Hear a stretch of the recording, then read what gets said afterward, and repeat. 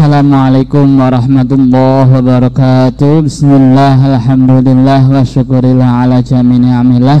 Alhamdulillah, anak-anakku yang berbahagia, hari ini kita bisa bertatap muka lagi, bisa bertemu lagi dalam pembelajaran pendidikan agama Islam PAI kelas 9 semester ganjil.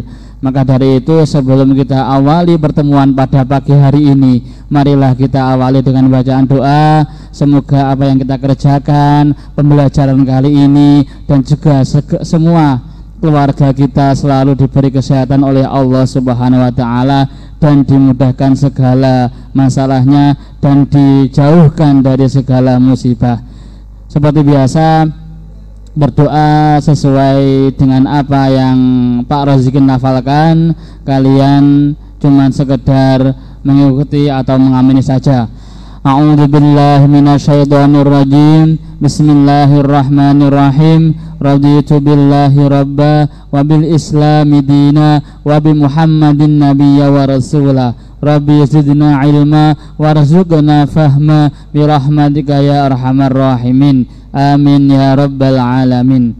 Anak-anakku yang berbahagia, alhamdulillah untuk hari ini merupakan pertemuan terakhir di semester ganjil kelas 9 pendidikan agama Islam. Karena insyaallah jika tidak ada uzur, tidak ada halangan, pada waktu minggu depan kita akan melaksanakan ujian semester ganjil. Maka dari itu, pada pagi hari ini Pak Rozikin akan menyampaikan pendalaman materi kelas 9 yang berkaitan dengan atau yang berhubungan dengan materi-materi yang sudah Bu Maimunah sampaikan, mulai dari bab 1 sampai bab 7.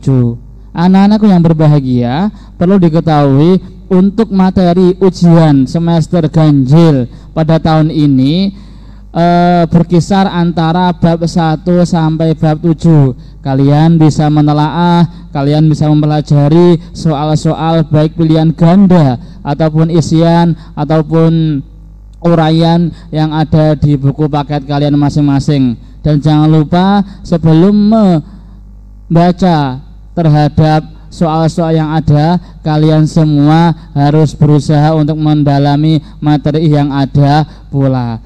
Anak-anak yang berbahagia, materi pada kali ini adalah bertema pendalaman materi kelas 9 yang bertujuan untuk membantu anak-anak merefresh atau dalam bahasa Arabnya memurojaah, mengulangi pembelajaran atau materi-materi yang sudah ada di bulan-bulan atau minggu-minggu kemarin. Maka dari itu, anak-anakku harap memperhatikan karena sedikit banyak materi pada pendalaman kali ini sebagai gambaran dan juga miniatur soal-soal yang ada pada ujian semester ganjil yang terlaksana pada minggu depan, yang dimulai pada tanggal 30 dan berakhir pada tanggal 5 Desember. Oke anak-anakku, marilah kita mulai pada pembahasan yang pertama.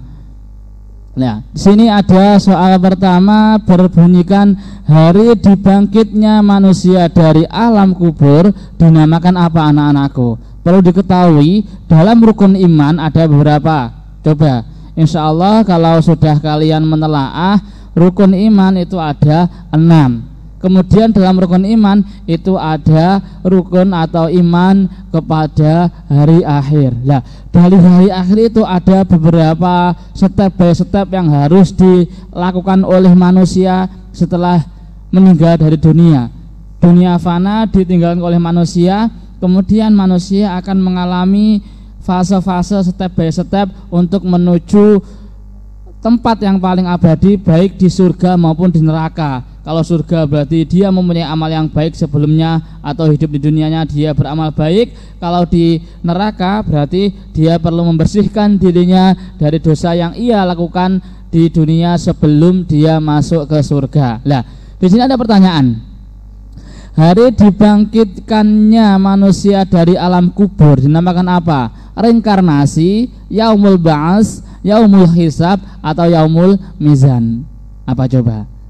Nah, akan Pak Rozikin sedikit beri penjelasan. Reinkarnasi itu merupakan sebuah kefahaman yang fahami, yang dipercayai oleh masyarakat-masyarakat yang berada di dataran Cina, reinkarnasi. Mereka percaya akan reinkarnasi. Reinkarnasi itu adalah hidup kembali di zaman yang akan datang. Semisal nyuwun semua maaf, kalian semua mungkin tahun berapa meninggal, otomatis kalian pada tahun atau kehidupan selanjutnya akan dibangunkan lagi atau akan dihidupkan kembali atau akan terlahir kembali. Itu namanya reinkarnasi. Kemudian yaumul ba'ats. Apa yaumul ba'ats? Ya, ini merupakan jawaban yang cocok. Yaumul ba'ats itu adalah di mana hari makhluk atau manusia dibangkitkan atau dibangunkan dari kubur. Setelah inna lillahi wa inna ilaihi rajiun, kalian dibawa ke kuburan, ditanam, di kafan dan sebagainya. Kemudian setelah itu tibalah sangkakala terbunyi. Maka setelah itu kalian akan dibangunkan. Nah, itulah namanya yaumul ba'ats. Kalau yaumul hisab itu setelah ba'ats, kalian akan dihitung dan juga ditimbang amal kalian. Itu sama dengan yaumul mizan, seperti itu.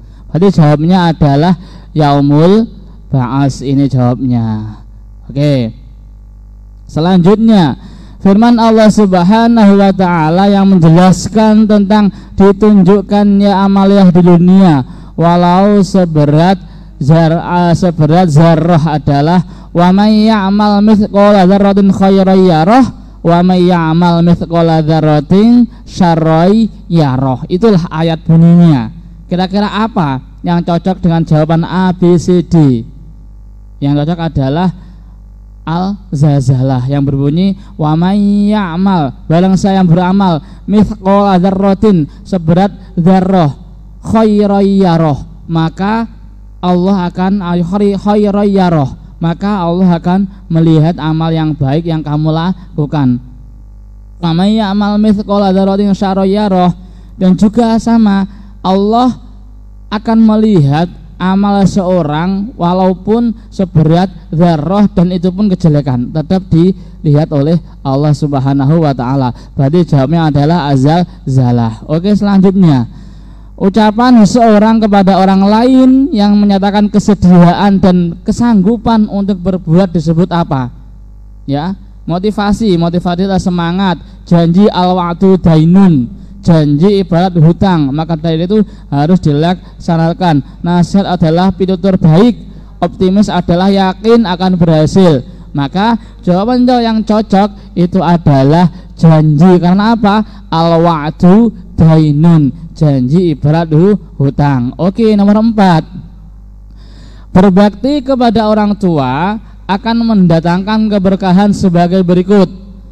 Yang pertama, hidup menjadi terbebani, kemudian rezeki menjadi sulit, kemudian mendapat pahala yang sangat besar dan menyita banyak waktu. Kira-kira yang cocok apa? Yang cocok itu adalah mendapatkan pahala yang sangat besar. Maka dari itu, kalian jika sudah punya orang tua yang sudah mungkin agak kurang begitu sehat, kalian harus berusaha semaksimal mungkin merawatnya, menjaganya, dan juga menjaga sekuat tenaga, seperti itu ya.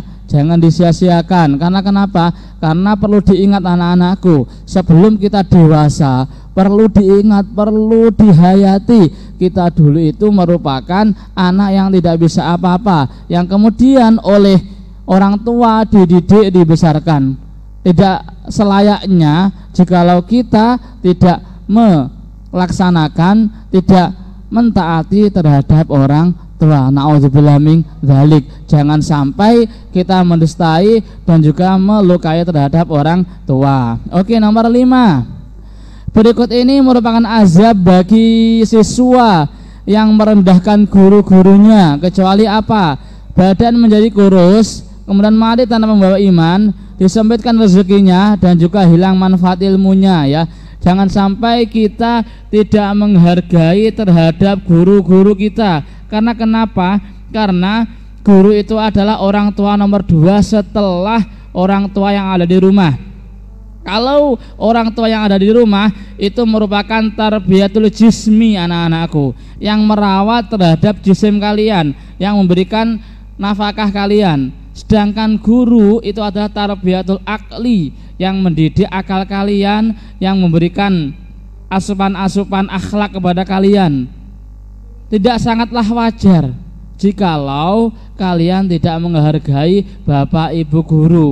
Perlu diketahui anak-anakku, guru itu bisa dikatakan guru adalah walaupun dia itu mengajari kalian dalam konteks pengetahuan cuman 1 poin saja, itu sudah dikatakan guru. Nah itu ya, maka dari itu ayolah kita berusaha untuk menghargai terhadap guru. Dari poin di sini kira-kira apa yang dialami jikalau orang itu tidak melaksanakan berbakti kepada orang tua, kecuali apa? Yaitu badan menjadi kurus dan mudah sakit. Nomor 6, zakat merupakan salah satu kewajiban bagi umat Islam. Arti daripada zakat adalah, ya, perlu diketahui anak-anakku, zakat itu merupakan salah satu rukun, yaitu rukun Islam. Rukun Islam ada 5, salah satunya adalah zakat. Nah, zakat itu apa maksud dari segi lugah atau bahasanya? Yaitu memberikan arti apa? Menghapuskan, menyisihkan, menyucikan, dan juga memberikan. Apa arti kira-kira? Zakah, yuzaki, tazkiyan, tazkiyan, dan tazkiyan, zakah. Ya, yang artinya adalah mensucikan, seperti itu. Oke. Salah satu golongan yang berhak menerima zakat adalah mu'alaf.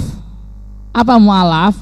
Orang yang hutangnya banyak, orang yang perlu dimerdekakan, orang yang baru saja masuk Islam, dan orang yang tidak mempunyai pekerjaan. Kira-kira apa mu'alaf? Yaitu mu'alaf qulubuhum, yaitu orang yang baru saja masuk Islam, yang dia perlu diperhatikan, yang dia perlu mendapatkan perlindungan maksimal dari agama Islam, agar tingkat keimanan, tingkat keislaman yang dimiliki oleh seorang mu'alaf itu semakin kuat. Kenapa kok seperti itu? Biar dia paham bahwasanya Islam seperti, oh, Islam tiba agama yang baik, oh, Islam agama yang lentur, seperti itu.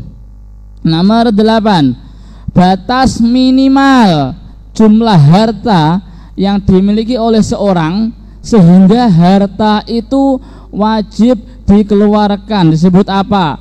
Kadar, nisab, zakat atau barang. Yang pasti adalah nisab. Kalau barang itu wujud daripada harta yang dizakati. Kalau zakat di nomor 7 saya sampaikan, kalau zakat adalah pekerjaannya. Kalau kadar itu arti daripada nisab. Sedangkan nisab itu adalah maksud yang ada pada soal ini. Nih, nisab seperti itu. Selanjutnya anak-anakku, lari-lari kecil yang dilakukan oleh para calon jamaah haji dari Bukit Sofa dan Bukit Marwah mengingatkan kisah siapa? Siti Fatimah, Siti Masitoh, Siti Hajar, Siti Sarah. Yang mana kira-kira? Kalau Siti Fatimah itu adalah siapa? Siti Fatimah? Siti Fatimah adalah binti Rasulillah, anak perempuan Rasulullah. Kalau Siti Masitoh itu siapa? Nah, Siti Hajar siapa? Yang cocok adalah Siti Hajar. Proses pencarian sumur seperti sehingga dia bolak-balik di antara Bukit Sofa dan juga Bukit Marwah yang kemudian oleh Islam diabadikan sebagai ritual dalam ibadah haji, yaitu as-sa'yu bainas Sofa wal Marwah, seperti itu. Kemudian yang nomor 9 anak-anakku, nomor 10, ketika sedang membaca Al-Quran, kita menemukan lafal yang mengandung bacaan qalqalah. Cara membacanya adalah berdengung, melebur, jelas, memantul. Kalau berdengung adalah gunnah. Kalau melebur itu adalah apa? Iqlab. Kalau jelas izhar. Kalau memantul adalah qalqalah. Qalqalah ada berapa hurufnya? Ada 5. Qadbu jadin. Kemarin Bu Maimunah menyampaikan bukan qadbu jadin tapi baju di toko, sama saja, tidak bermasalah, ya. Yang pasti kalau ada qaf, ta, ba, jim, dal semuanya hukum bacaannya adalah memantul aku, ade, lah abe seperti itu ya. Oke anak-anakku.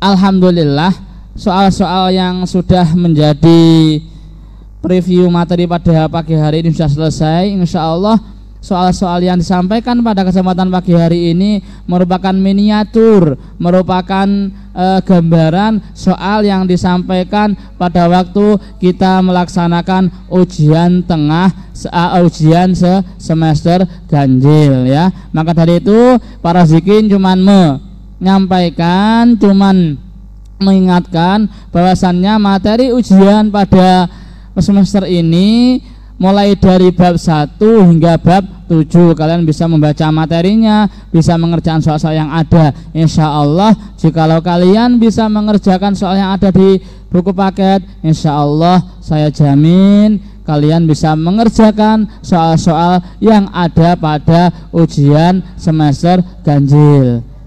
Mungkin hanya itu anak-anakku yang dapat para zikin sampaikan. Sebelum diakhiri, marilah kita membaca hamdalah bersama-sama dengan harapan semoga kita bisa diberi kesempatan oleh Allah Subhanahu wa taala untuk belajar di kesempatan selanjutnya. Sebelum diakhiri, para zikin mohon maaf jika ada khilaf baik kata maupun perbuatan. Marilah kita akhiri pada pertemuan hari ini dengan bacaan hamdalah bersama-sama. Alhamdulillahirabbil alamin. Selamat belajar, selamat melaksanakan ujian semester ganjil. Semoga kita semua selalu diberi kesuksesan oleh Allah Subhanahu wa taala. Sekian dari kami, kurang lebihnya minta maaf. Akhiru qauli ihdinas siratal mustaqim. Wassalamualaikum warahmatullahi wabarakatuh.